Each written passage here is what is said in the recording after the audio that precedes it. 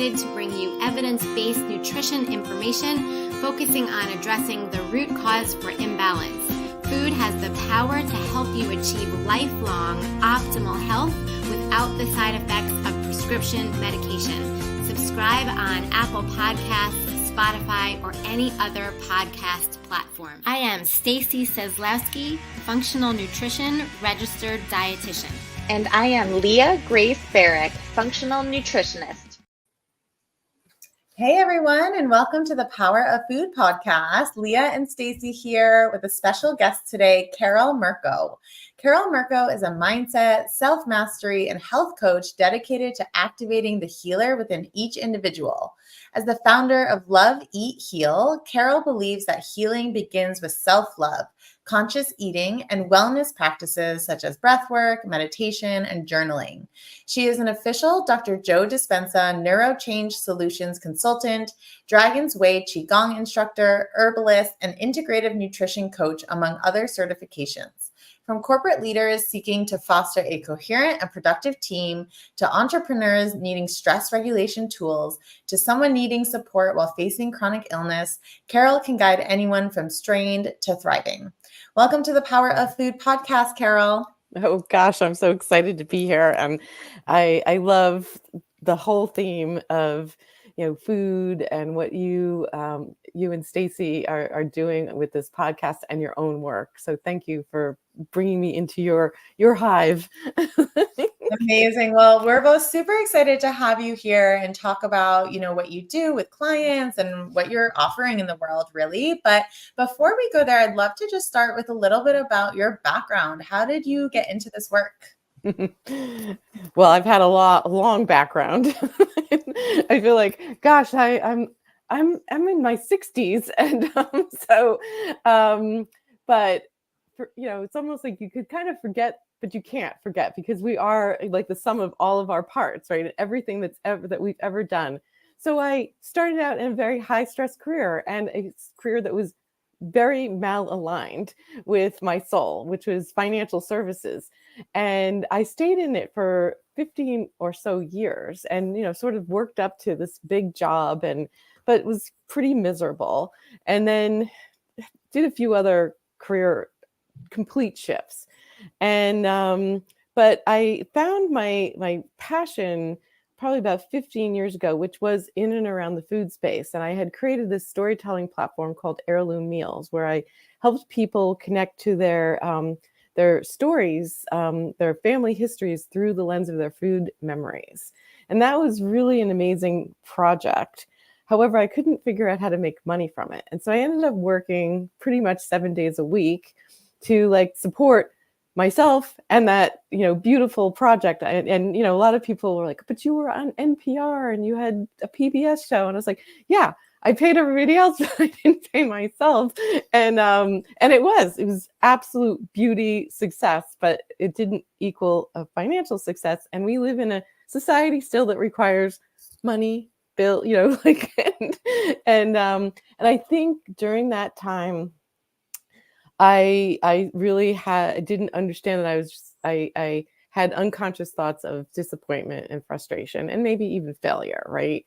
And I was working 7 days a week. So all of a sudden, lo and behold, poof, a theoretically incurable disease shows up in my world, which is an autoimmune eye disease, super rare. I don't even like to speak it what it is because it's, that's giving it too much energy. But so I had to really begin to confront who's Carole? How did this happen? Because I was the healthy eater, right? People were just like, you're the healthiest eater we know, right? And I, so then of course you start blaming yourself a little, what did I do wrong? And then of course you go to the Western medical model, and their toolkit are pharmaceuticals. And so I became a bit of a human guinea pig for this rare disease. And it was making me sicker, and the symptoms weren't disappearing. And it was during that journey that I really started really diving in head first on, all this type of work. And because I had to make the decision that that I could not had, I just had this download that I could heal myself. And the drugs were making me so sick. And the doctor actually said to me, if I didn't stay on them, I would go blind. And I just didn't accept that, right? I was just like, I'm not going to live my life like toxed out with these drugs, and knowing that like you have to keep changing and, taking on new ones. So that's when all this happened. I got my health coaching certification for me, not to be a health coach. I just wanted to understand, sort of this other realm of thinkers, right? And so I did. I got exposed to so many different teachers during. I took the IIN program, and then I had been a student of Qigong, but I was doing it because I loved the movement, but I wasn't tuning into the healing part. So then I found out that I could apply to become an instructor. So I learned how to, now I practice Qigong probably a good hour to 2 hours a day now. And, and it's a really powerful practice. And then I tripped into the work of Dr. Joe Dispenza. I can tell you right now that I had no idea who he was 9 years ago. Dr. Joe Dispenza has created this amazing formula for how to use the power of our own tools within our body, right? Our brain, like neuroplasticity, the biology of our thoughts, and so I would credit a lot of his work, the mindset work, to my healing, along with some more radical changes in my diet when I was really in the throes of the worst part of my healing, and that's sort of what brought me here. And so then I got certified to teach his work as well, and then I have other, like, I think when you're on this path, and you guys can tell me whether you're in the same boat, like you're just so curious that I just love collecting information and tools, because I don't always want the same tool every day, right, or the same foods. Like, I love that story. And I think that there's so many people that can relate, especially to the first part of, you being kind of stuck in, let's all, do as best as possible in school and get this great career and, make money and that's success. But and then you realize that that's not bringing you happiness or joy. And I think sometimes it takes a diagnosis, like it takes getting sick, yeah. for us to really open our eyes and say, you know what, like this thing that's doing to my mental health, as healthy as we are physically, you're right, like we could focus on food and exercise and sleep and all the things that people tell us we're supposed to be doing. But if we're not finding joy every day and passion in what we're doing, like that mental peace is like such a close connection to our health, our physical health. And I think that a lot of people have that fear of like, well, what else can I do?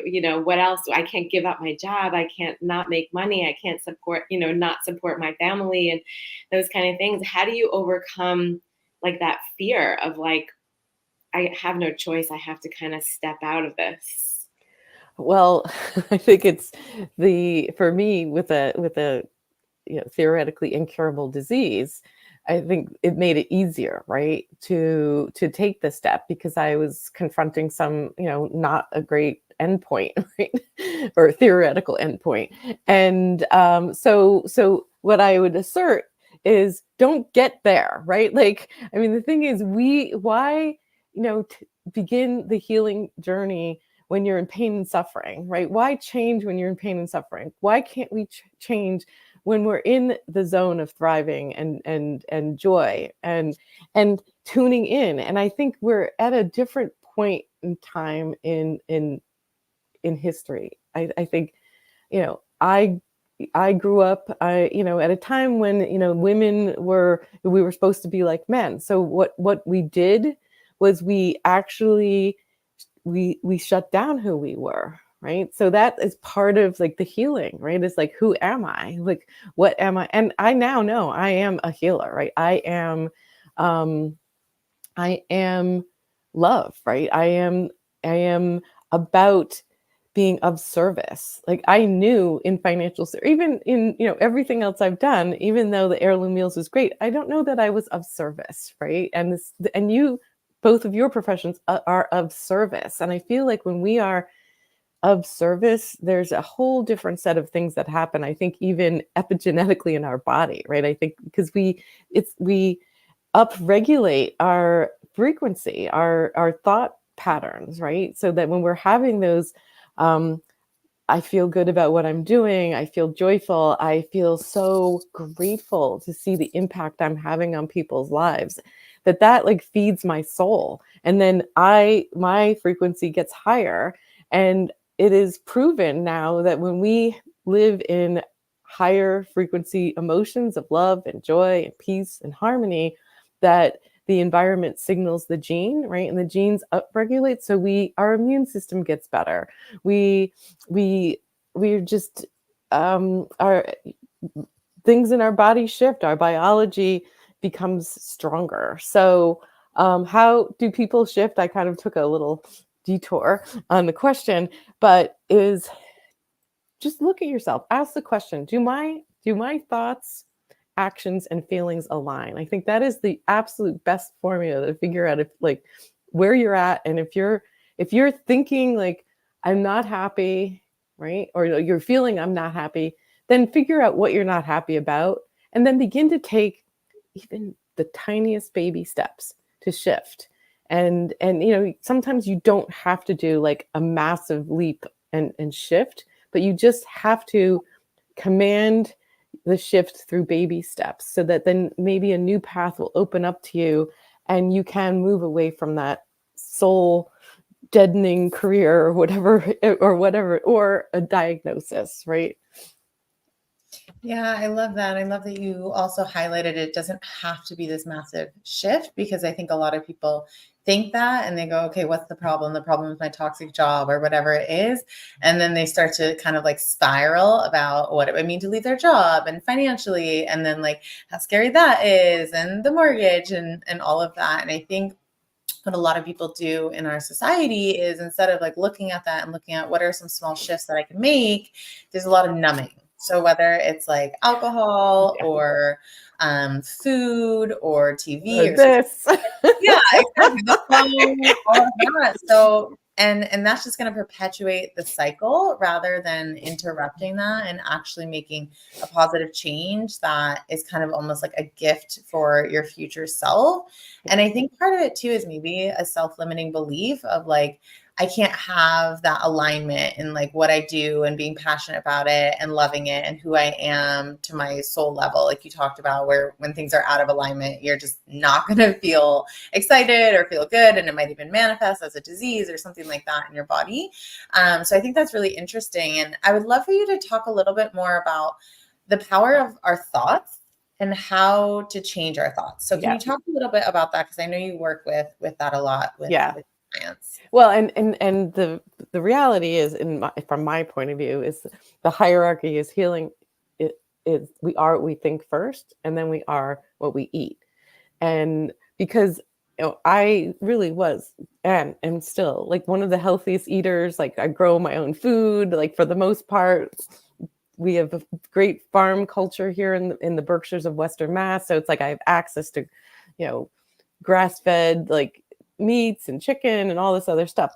So then what was the missing piece was the mindset piece, right? Like what were my thoughts and what were my actions and what are my feelings? But before we that, I can assure you that model absolutely works. But this work is really about making the unconscious conscious. So we have to understand a couple of statistics. First is that we have 60 to 70,000 thoughts a day, and 90% of those thoughts are the same thoughts you had yesterday and the day before and the day before. So that in and of itself shows you that there's a lot of thoughts that are operating under the surface of our conscious awareness. And then if we layer on this other statistic is that by the time we're 35, 95% of who we are is just a memorized set of habits, automatic behaviors, and we're programmed, right? We're conditioned. So once we actually understand those two statistics, that we are basically the same 95% of the time, and if our personal reality is a result of our personal personality, and our personality is made up of how we think, how we act, and how we feel, we have to become very familiar with our thoughts. And so what I recommend my clients do is to journal. And when you wake up in the morning, write down what you're thinking, right? Like, because a lot of times you're going to find out that you probably would not call yourself stressed, but your thoughts are probably like, oh my God, I got to do this. I got to do that. I have this, my to-do list. I forgot to do that yesterday. I don't have any healthy food in the refrigerator. I'm going to have to eat something unhealthy, right? And so the next thing you know, your state of being without even being conscious of it is stressed out. And I think both of you know what stress does to our digestion, right? Like when we're stressed, we get narrowly focused, our digestive juices slow down, our blood is moved out to our extremities to get ready to run, fight, or hide. And, our blood pressure goes up, our breathing changes. So, so we put ourselves in a state without even consciously knowing of fight or flight just by thought alone. So this is why thoughts are so powerful, and why I think asking my clients to really connect to the journaling and be painfully honest with yourself. You can't just be like, because I think there's been, excuse me, so much out there about positive affirmations, right? But I call that spiritual bypassing at this point. When it's like, I'm wealthy, I'm abundant, I'm thin, right? Can you think yourself thin? Maybe, but you have to take actions, and then you have to feel really good about yourself, right? So, so it really is being willing to match the light a match in a dark place, and to see, who you really are in those thoughts and what you've been conditioned to be. And what I want to make you, not the audience and everybody, not feel badly about how we've been conditioned or programmed, is that so much of it is so subconsciously done. And I'll just share, have you guys read Robin Wall Kimmerer's book, Braiding Sweetgrass? If you haven't, it's a must. But she has she's a Native American, an ethnobotanist. It's a beautiful book about her life in the world of botany, and how she married kind of modern science with the ancient wisdom of her Native American roots. But she has a chapter in there called The Language of Animacy. And that chapter is about Robin's journey learning her native tongue. And the reason why I bring this up is because she struggled with it. And then she realized that the Native American tongue has 70 or 80% verbs and very few nouns and no pronouns. And everybody was a being.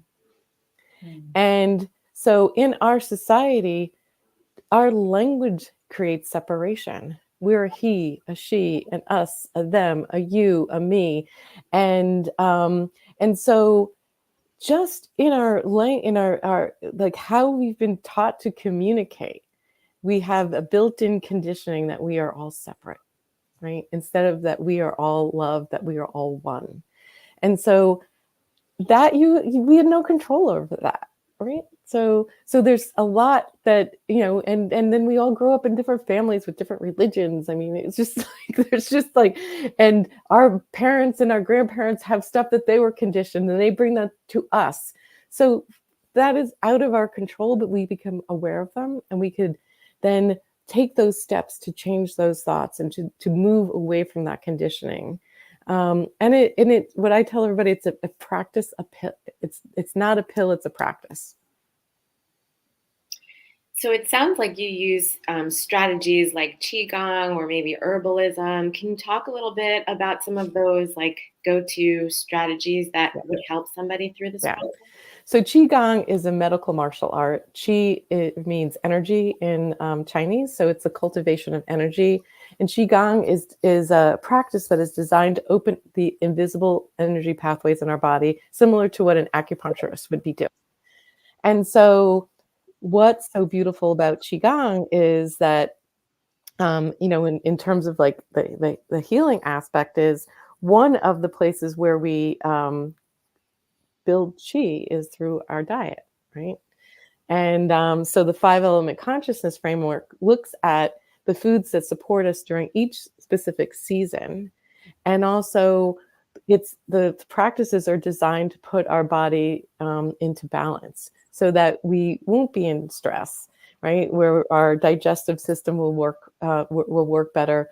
But also, we become in touch with our emotions because each season is associated with a different emotion. Each and our practices are kind of work on our whole being. Like, for instance, we're in the season of the fall, right? Yesterday was the first day of autumn. So in Qigong, right now we're focused on what are those energetics of the fall, and the organ system is the lungs and the large intestine. So large intestine, letting go. Lungs are the alchemists, right? They bring in air, but it feeds all of the cells in our body, right? The oxygen. So we tune into that energy this time of year, and we think about what's out there in the harvest, right? This is the harvest time. So the food, apples, right? I mean, look at the apple holds the energetics of every season, right? Because that tree is there, like its roots are deep in the winter, hibernating, but yet getting ready for the emergence of spring. And then the buds come on the trees, and then it leaves out, and then the apples start growing in the summer. And now, they're just falling off the trees because they're the trees, it's their gift to us. And we get to eat all of that energy during this season. So it's a very robust practice where not only do we do the movements, but we really want to connect to the seasonal energies and the emotions of each season. And so the emotion of the fall is grief and sadness, right? So and the color is white, and so it's such a like I said, robust, supportive practice. And I think what it's designed to do is if you really dive into it, and you begin to to use all the tools to self-diagnose, right? Or just ask, because the body never lies. So it's like, I'll give you an example. One of my dogs all of a sudden had this huge lump, and then, I started having lower back pain, and that's the kidneys. And the kidneys, the emotion of the kidneys in Chinese medicine is fear, right? So I knew that by studying Qigong and now teaching Qigong, that I didn't have to worry. There was nothing wrong with my lower back. I was in fear. My pup's fine. He had a ruptured salivary gland. He did need surgery, but as soon as that was all done, my lower back pain went away. And so it really is this beautiful practice that allows us to not fear what are the messages from our body, to just kind of be in tune with what they're telling us, and then support them. So the foods to support the kidney are like salty seafood, like shrimp, and just, I'm trying to think of some others, but anyway, it just you just do things that support that organ system when you're having. And so if you're sad, then you're going to do things that support like your lung system. So anyway, I'm blabbing too much. Sorry. No, thank you for that. It's so interesting too to look at how different like Eastern medicine is than conventional medicine in looking at the body and looking at the seasons and looking at food. And I think, part of why humans are so sick now, it's a lot of things, of course, but I think a lot of it is that disconnect from nature and the disconnect from the cyclical nature of living, because it's like just go, go, go all the time in this linear way. Whereas nature, of course, has these 4 very distinctive seasons. And even as cycling women, like you have a cycle, you're not the same human every day of the month. But as society, we just like have kind of like trained this out of people in many ways. So it's really beautiful to look at from that perspective of the seasonality, and then looking at the different layers and looking at the food within that and feelings and even the colors, like you said, which is really interesting. So I find that really fascinating. Thank you for sharing that. You're welcome. Yeah, amazing.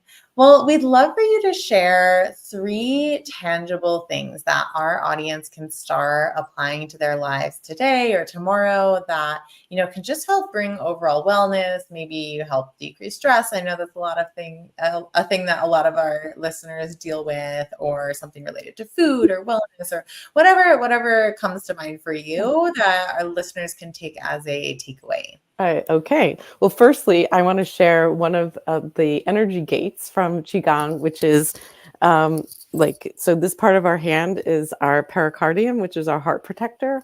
So if you're stressed out or you're having a hard time sleeping, just put your palm over your heart and then your other hand here, and you do circles. And sometimes if I can't fall asleep because, racing mind when you're going to bed, it's like better than counting sheep. I just start, counting, and then I'll reverse directions. And before you know it, but you could do it in the middle of the day. Like if you're just, and so you're just, it's like you're loving yourself. So that's energy gate number 2 in Qigong. And then I would say that regarding food, really begin to see it energetically. And I was speaking to my assistant this morning, and in anticipation of this interview, and I said, I said, for instance, if you feel like having a potato chip, right, which isn't healthy, but right at that moment it's going to give you joy, then the energetic of that chip is joy, right? As opposed to, oh my God, this is so bad for me, but I really want it, right? So it's like the shift in your mindset around it is going to shift how your body receives it. Not that I'm suggesting to eat potato chips, but I'm just because, I don't see limiting foods as the way to go. I see being conscious about them as the way to go. And then lastly, we didn't talk about this, but in terms of stress, the first tool in everybody's toolkit should be conscious breath work. Just a simple box breath. Breathe in for 4, hold for 4, breathe out for 4, hold for 4. And what happens is that it activates our parasympathetic nervous system, and we go into rest and repair, which is exactly where we want to be. So anyway, those are my 3. Those are beautiful. And I can imagine our audience, every single person can benefit from those simple strategies. I know for sure that it's sleeping at night. That's something that I do, kind of just like massage these areas that I know can stimulate that parasympathetic nervous system. Yeah. So super helpful. Yeah. Would you like to share with people where they can find you, and maybe just a bit about what you provide, your services that you provide? Oh gosh, yes, thank you. My website is loveeatheal.com, and please feel free to email me at Carole with an E at loveeatheal.com. And the services range from I teach Dragon's Way Qigong, breast health Qigong, and I also teach a beautiful program called Change Your Mind, Create New Results. That's the Dr. Joe Dispenza program that I'm certified to teach. I do that retreat style, one-on-one, and I'm forming an online group that should be occurring in November. And then just one-on-one in terms of all of the above, right? Sort of a customized program that fits your needs. So that's what I do. Amazing. Well, thank you for everything that you do for your for your clients and for the world. It sounds like you have a really amazing service, and you are certainly a healer. So thank you. Thank you. Thank you. Thank you. Thanks so much for listening. If you found this episode helpful, we'd love if you left a rating and review and shared it with someone else who would find it helpful.